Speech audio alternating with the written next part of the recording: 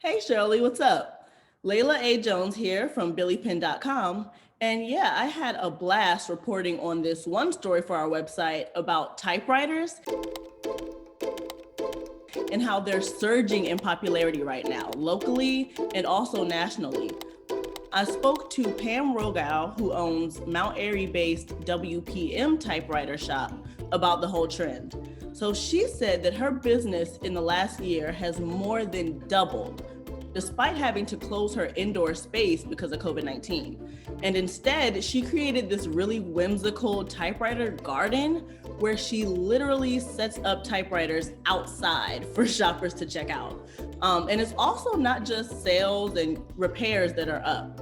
I talked to a Toronto-based collector, and he told me that prices are seeing a big boost too. So typewriters that would have costed between $10 and $20 about 10 years ago, he said can go between $300 to $600 today.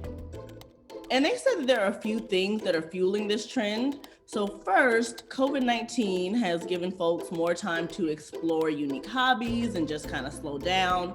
And also Zoom fatigue is pushing people, away from the screen and toward more retro forms of entertainment.